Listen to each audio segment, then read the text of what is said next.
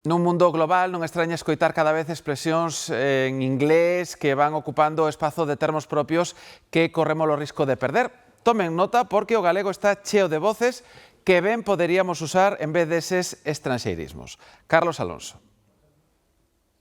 Poderíamos dicir que esta praza ten outfit de Christmas, pero non sei se nos íamos entender. O inglés invade cada vez máis as redes sociais, a publicidade e tamén a nosa fala. Se non coidamos a lingua, poderíamos acabar chamando a isto de Sandgate.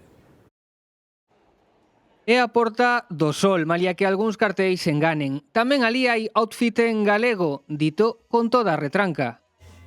As frases que máis ou menos se repiten en todas as compras, esta, por exemplo, logo máis as máis sinxelas, pero que tamén levan o rollo retranqueiro, patoxo eu, non toda a xente sabe o que é un toxo. ¡Magno!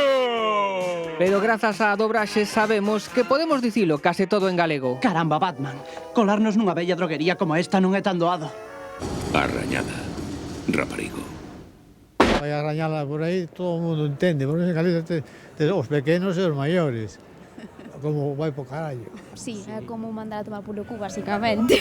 Sí, sección sin chan, de feito, pode ser. O certo é que o inglés avanza, sobre todo entre a xente nova. De bro, sí, eso está todos os días.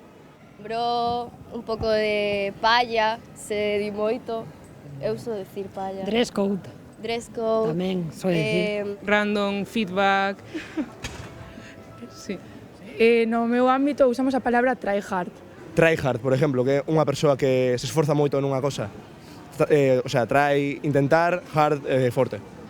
Pois houbo que traballar duro, pero este chollo acabou, seguro.